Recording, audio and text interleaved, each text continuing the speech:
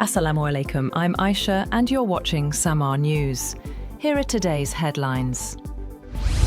Pakistan has bombed Afghan Taliban government targets in Afghanistan's major cities overnight, with Pakistan's Defence Minister describing the conflict as open war. Security sources in Pakistan said the strikes involved air and ground strikes against Taliban posts, headquarters and ammunition depots in multiple sectors along the border. A Pakistani government spokesperson said 133 Afghan Taliban were killed and more than 200 wounded, with 27 posts destroyed and 9 captured. Defence Minister Khawaja Asif said Pakistan's cup of patience has overflowed. Now it is open war. Taliban spokesperson Zabihullah Mujahid said Pakistani forces carried out airstrikes in parts of Kabul, Kandahar and Paktia. China has voiced serious concern over rising tensions between Pakistan and Afghanistan, urging both sides to exercise restraint and resolve their differences through dialogue and consultation. The Chinese Foreign Ministry said it is closely monitoring developments and is ready to continue playing a constructive role. A spokesperson said Pakistan and Afghanistan are close neighbours, adding that Beijing is closely watching the current situation and is deeply concerned about the escalation of the conflict. Moreover, Pakistan and Saudi Arabia have held high-level telephonic contact as regional tensions continue to draw attention. Deputy Prime Minister and Foreign Minister Ishaq spoke with Saudi Foreign Minister Prince Faisal bin Farhan bin Abdullah, discussing key regional issues and ways to reduce tensions. The call focused on important developments in the region and the broader security environment. During the call, the Pakistani and Saudi foreign ministers discussed ways to reduce tensions while safeguarding the region's security and stability.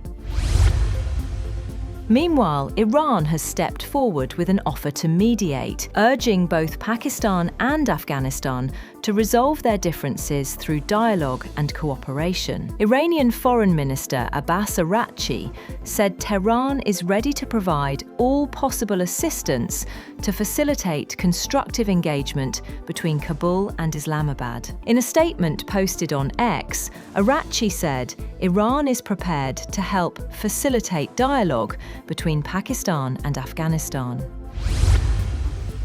A blast and fire in a cafe have killed at least 7 people and injured 19 in Kazakhstan's northern town of Shchuchinsk. Local authorities said a 16-year-old girl was among the casualties, with as many as 13 still in hospital, but gave no further details. On the other hand, the United States and Iran have made progress in talks over Tehran's nuclear program, but hours of negotiation ended with no sign of a breakthrough that could avert potential US strikes amid a massive military buildup. Omani Foreign Minister Saeed Badr al-Busaidi said in a post on X after the day's meetings in Switzerland that the two sides plan to resume negotiations soon after consultations in their countries' capitals, with technical-level discussions scheduled to take place next week in Vienna. Al-Busaidi will hold talks with US Vice President J.D. Vance and other US officials in Washington today. The European Union will fast-track the provisional application of its controversial free trade agreement with South America's Mercosur bloc. European Commission President Ursula von der Leyen says the move is aimed at securing a first-mover advantage, despite mounting political resistance within the EU. Lawmakers recently voted to challenge the agreement in the bloc's top court, a step that could delay its full implementation by up to 2 years.